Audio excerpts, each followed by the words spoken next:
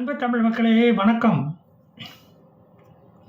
இந்த கம்யூனிஸ்ட் கட்சிக்காரங்க இன்று 100வது நாள் என்று போர்டு வச்சு உண்ணாவிரதம் இருப்பது மாதிரி இந்த அல்-ரஃபா ஹமாஸ் குகைவாசிகள் இன்று வெற்றிகரமான 100வது நாள் என்று போஸ்டர் கூட அடிக்காமல் வெறும் வாயில் சொல்லி கொண்டாடுகிறார்கள்.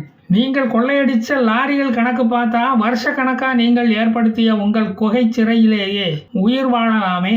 அங்கேயே நீங்க கைதிகளா இருப்பீங்க போல இருக்கு. கொஞ்ச நஞ்சமாடா லாரிகளா நீங்க கொள்ளையடிச்சிருக்கீங்க. செவனேன்னு குகைக்குள்ளேயே இருந்து தவம் பண்ண வேண்டியது தானே. எதற்கு அடிக்கடி இந்த பூனைக்குட்டிகள் மாதிரி ரோடை கிராஸ் பண்ணிக்கிட்டு இருக்கீங்க? அப்புறம் இராணுவ டேங்கரில் அடிபட்டு நசுங்குறீங்க. சட்டாப்பையை கொண்டு வந்து திருப்பி போட்டு யாருன்னு செத்தவனை அடையாளம் பார்க்க வேண்டியதாக இருக்குது. அதுவும் இல்லைன்னா ஃபாரன்சிக் லேபுக்கு அனுப்பி டிஎன்ஏ டெஸ்ட் வேறு பண்ண வேண்டியதாக இருக்குது. குகையை தோண்டுனோமா அதில் அடக்க ஒடுக்கமாக வாழ்ந்தோமான்னு இல்லாமல் அதிக பிரசங்கித்தனம் காட்டினா அல்லாஹ்கிட்ட தான் போக வேண்டியது வரும். அவரும் உங்களுக்கு தருவதாக சொன்ன 144 ஆப்பிள் பழங்களையும் தரமாட்டார்.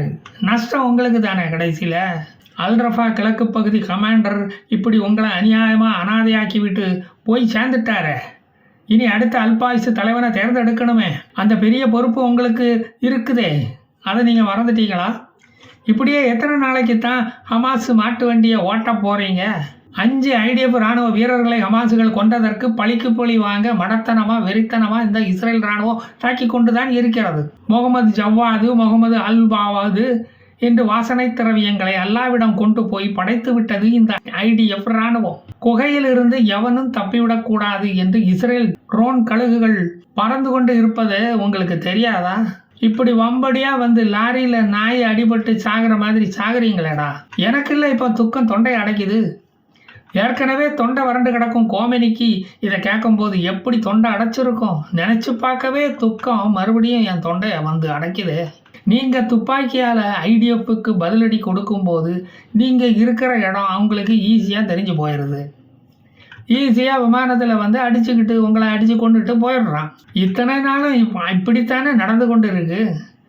நாட்டாம தீர்ப்பை மாற்றுன்னு எவனும் சொல்ல மாட்டேங்கிறானே. இது வரைக்கும் டௌபிக் காலித்து, டௌபிக் சேலம், இஸ்மாயில் கனான், அப்துல் அல்-ஹைது, அப்துல் அசி அகமது ஹமாது, லபதிப என்று எத்தனையோ உங்கள் 5ஆம் படை தலைவர்களுடைய தலை சாய்ந்தது இப்படித்தானே. சாகப் போகிறவனுக்கு chief commander, deputy commander, platoon commander, கிழக்கு பட்டாலியன் கமாண்டர் என்று பதவிகளை வேற கொடுத்து கௌரவிக்க வேண்டியது. அப்புறம் சாகும்போது பதவியை அவன் தூக்கி கொண்டா போவான். அந்த பதவியை வாங்கிறதுக்குத்தான் உங்ககிட்ட க்யூவில் வந்து நிற்கிறானுல. 5ல் 1 ஹமாஸுக்குன்னு வேற பெற்று போட்டுக்கிட்டே இருக்காங்க அங்குள்ள தாய்க்குலங்கள். உங்களுக்கு என்னப்பா கவலை? எல்லா கவலையும் IDF இராணுவத்துக்குத்தானே. டன்னலுக்குள் அட்லீஸ்ட் 3 வேளையாவது தொழணும். அப்போத்தான் அல்லாஹ் கண்ணை திறந்து ஓரக்கண்ணால் நைஸாக உங்களை பார்ப்பார். உங்களுக்கு விடியல் கொடுக்கணுமா என்பதை தீர்மானிக்கிற சக்தி செங்கலோடு அலைகிற சின்ன அல்லாஹ்கிட்ட தான் இருக்குது. அதை ஞாபகம் வச்சுக்கோங்க. ஹமாஸ் கண்ட்ரோல்டு பிரதேசங்களுக்கு போக முடியாமல் இப்படி டன்னலுக்குள்ளே வந்து மாட்டிக்கிட்டு இஸ்ரேலின் கருணைக்காக ஏங்கி கொண்டு இருப்பது தேவைதானா? உங்களில் யாராவது வெள்ளை சட்டி போட்டிருந்தா அதை அவுத்து ஒரு குச்சியில் கட்டிக்கிட்டு வெளியே வந்து சமாதான கொடியாக ஆட்டிக்கிட்டு உயிர் பிழைக்கிற வழியை பாருங்க. இப்படி வம்படியாக வந்து சாக துணிய வேண்டாம். கல்லறை கட்டக்கூட காசு இல்லாத ஹமாஸுக்கிட்ட ஓய்வெடுக்காமல் உழைத்தவன் இதோ ஓய்வு எடுத்துக்கொண்டு இருக்கிறான் என்றெல்லாம் உங்கள் கல்லறையில் எழுத முடியாதப்பா. அதை முதல்ல தெரிஞ்சுக்கோ. வெறும் தயிர் வடையை வேணா படைச்சி அதில் காரா பூந்தியை வேணா தூவலாம். அவ்வளவுதான் எங்களால் செய்ய முடியும். டசன்ஸ் ஆஃப் டனல்ஸ் ரூட்ஸ் அதை ஃபாலோ பண்ணி 40க்கும் மேற்பட்ட ஹமாஸ் சுதந்திர போராட்ட வீரர்களை சொர்க்கம் பார்க்க வைத்த பெருமை IDF இராணுவத்துக்கு தான் போய் சேரும். இஸ்ரேல் நாட்டுக்காக உயிர் நீத்த இராணுவ வீரர்களுக்காக ஒரு நினைவிடம் கட்டி மரியாதை செய்கிறாங்க இஸ்ரேலில். அது மாதிரி பாலஸ்தீனத்துக்காக உயிரை விட்ட ஹமாஸுகளுக்கு ஒரு நினைவு சின்னம் காசா நகரில் கட்ட வேண்டாமா? நாங்கள் அங்கே வந்தால் மலர் வளையம் வச்சு மரியாதை பண்ண வசதியாக இருக்கும்ல. இஸ்ரேல் 6 டே வாரில் வின் பண்ணி இருந்தாலும் அந்த போரில் ஈடுபட்டு இறந்தவர்களுக்கு தனி மெமோரியல் நினைவு சின்னம் வச்சுருக்காங்க தெரியுமா? அதை பார்க்கும்போது நம்ம உயிர் நீத்த ஹமாஸ் வீரர்களுக்கு ஒரு சிலையோ ஒரு நினைவு மண்டபமோ ஒரு சதுக்கமோ இந்த 70 ஆண்டுகளாக கட்டாமல் இருக்கிறோமே என்று உங்கள் மனசாட்சி உங்களை உறுத்தவில்லையா? எனக்கு அது உறுத்துகிறது. அதுதான் எனக்கு பெரும் கவலையாக இருக்கிறது. வீரதீர சாகச செயல்களை செய்த வீரர்களை பாராட்டியே ஆக வேண்டும். பேராகிளைடரில் பறந்து வந்து சாகசம் புரிந்தவர்களை இப்படி அம்போ என்று விடலாமா? அப்புறம் எப்படி ஸ்போர்ட்ஸில் தங்கப்பதக்கம் கிடைக்கும் இவங்களுக்கு? இவர்களது சாதனை சாதாரணமானதா? உலகில் எந்த நாட்டிலும் பார்க்க முடியாத ஒரு அபூர்வ சாதனை அல்லவா அது? அவர்களுக்கு உரிய மரியாதையை கொடுக்க வேண்டாமா? அந்த நினைவிடத்தில் ஒரு ஓரமாக இஸ்மாயில் ஹனியா, யாசின் அகமது, யாஹியா சின்வர் போன்ற பேரறிஞர்களுக்கு மார்பளவு சிலையோ அட்லீஸ்ட் ஒரு ஃபோட்டோவோ வைத்தால் பாலஸ்தீன சுதந்திர தினத்தன்று மலர்களை தூவி வாரி இறைத்து அவர்களுக்கு அஞ்சலி செலுத்த வசதியாக இருக்கும். அதற்காகத்தான் இதை சொன்னேன். தேசத்துக்காக உயிர் நீத்த இந்த தியாகிகள் இஸ்ரேல் இராணுவ வீரர்களை விட கொஞ்சமும் குறைந்தவர்கள் அல்ல என்பது இந்த உலகத்துக்கே தெரியும். எனக்கும் தெரியும், உங்களுக்கும் தெரியும். அதனால தான் எந்தவித மரியாதையும் செய்யாமல் அமைதியாக இருக்கிறார்கள் அவர்கள். அமைதியை ஒரு அறியாமை என்று புரிந்து கொள்ளக்கூடாது. பிறகு அவர்கள் அமைதி மார்க்கத்தை சேர்ந்தவர்கள் என்பதை மக்களும் மறந்து விடுவார்கள். ஜோர்டான் ரிவரிலிருந்து மெடிட்டரேனியன் சீ வரைக்கும் பாலஸ்தீனம் என்று நீங்களும் பல முறை கூறிவிட்டீர்கள். ஏன் அந்த நாட்டின் மேப்பை இன்னும் வெளியிடாமல் இருக்கிறீர்கள்? திராவிட நாடு மேப் மாதிரியே அது ஒரு டுபாக்கூர் நாடா? பாலஸ்தீன நாட்டின் எல்கைகளை குறித்து மேப்பு வெளியிட்டால் புதிய அட்லஸ் தயாரிக்கும் நிறுவனங்கள் அவற்றை பிரிண்ட் செய்வதற்கு தயாராக இருக்கின்றன. நாங்களும் சிபிஎஸ்இ சிலபஸில் சேர்த்து பள்ளிக்கூடங்களில் மாணவர்களுக்கு அதை கற்றுக் கொடுப்போம். அரசு பள்ளி மாணவர்களுக்கு இந்தி பாடம் மாதிரியே இது தேவையில்லாத ஒன்றுதான். புதிய அட்லஸை பற்றி நாங்கள் அரசு பள்ளியில் அவர்களுக்கு கற்றுக் கொடுக்க மாட்டோம்.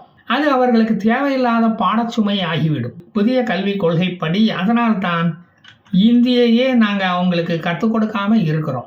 திராவிட சிந்தனை மாதிரியே பாலஸ்தீன சிந்தனையும் அழிந்து விடக்கூடாது இல்லையா? அதான் சொன்னேன். ஆனால் பாலஸ்தீன நாடு என்ற ஒன்று அமைந்தால் தேசத்தந்தையாக யாரை நீங்கள் தேர்ந்தெடுப்பீர்கள்? யாரை தேர்ந்தெடுப்பதாக உத்தேசம்? அகமது யாசின் ஐயாவையா? இஸ்மாயில் கனியா பையாவையா? யாஹியா சின்வரையா? யார் அது? அதுக்கு ஒரு விழாக்கால பட்டிமன்றம் ஒன்றை நடத்தி நீங்கள் சொல்லாவிட்டாலும் நாங்கள் எப்படியும் கண்டுபிடிச்சிடுவோம்ல. அதை பற்றி நீங்கள் கவலையே பட வேண்டாம். சுதந்திர தினம் எது என்று தெரியாததுனால தான் கொடியை ஏற்றி சாக்லேட்டு கொடுக்காம நிறுத்தி வச்சுருக்கோம். தேர்தல் நடத்தி அரசாங்கத்தை தேர்ந்தெடுத்து விடக்கூடாது என்பதற்காகத்தான் அந்த சாரை இன்னும் நாங்கள் கூட்டிகிட்டு வரல. அதாங்க எஸ்ஐஆர் சாரை தான் நான் சொல்கிறேன். அவரை கூட்டிக்கிட்டு வராமல் அதனால தான் அப்படி இருக்கும். பாப்புலர் ஃபோர்ஸ் என்ற anti Hamas militant leader Yasser Abu Saba எதிரிகளால் சுட்டு கொல்லப்பட்டு விட்ட பிறகு காசன் அல் தஹினி என்பவரை புதிய தலைவராக பொறுப்பு ஏற்றுள்ளாராம். யாசர் அபு சபாவை கொண்டது காட்டுவாசிகள் என்று முதலில் கூறியதும் மொசாத்தே கொஞ்சம் குழம்பி போய்விட்டது. எந்த காட்டுவாசி என்று தெளிவாக சொல்ல வேண்டாமா? ஹமாஸா, ஹிஸ்புல்லாவா, ஹூத்திஸா, பாலஸ்தீன ஜிகாதியா? இதில் எந்த காட்டுவாசி என்று தெளிவாக சொல்லுங்கப்பா. பொத்தாம்பதுவாக காட்டுவாசி என்று சொன்னால் எங்களுக்கு எப்படி தெரியும்? எல்லா காட்டுவாசிகளுக்கும் பேர் இருக்குல்ல. ஏற்கனவே இந்த காட்டுவாசி கூட்டத்தினால தானே மண்டையை போட்டு குழம்பிக்கிட்டு நாங்களே தவிச்சுக்கிட்டு இருக்கோம். அதில் இது வேறையா? யாசர் அபு ஷபாப் மிலிஷியா ஹமாஸ் ஒளிந்திருக்கும் டன்னல்களில் திடுதிப்பென்று நுழைந்து ஹிட்ச்காக் திரைப்பட ஷாக்கு கொடுப்பதில் வல்லவர்களாம். எதிரி துப்பாக்கியை எடுப்பதற்குள் அவர்களை துர்ப்பாக்கிய நிலைக்கு கொண்டு போய் விடுவார்களாம். அவ்வளவு திறமை வாய்ந்தவர்கள். எனவே யாசர் அல் சபாவை ஏதோ ஒரு காட்டுவாசியை வச்சு கொன்று விட்டதாக சொல்லுகிறார்கள். அதற்கு பழிக்கு பழி வாங்க போவதாக புதிய தலைவர் ஹசன் அல் தாஹினி சூளுரைத்துள்ளார். நம்ம சேனல் தொடர்ந்து நடத்த செய்தி கொடுத்து ஆதரிக்கும் இவர்களை நாமும் ஆதரிக்க வேண்டும். நான் மீண்டும் வந்து மீதியை சொல்வேன். ஜெய் ஹிந்த்.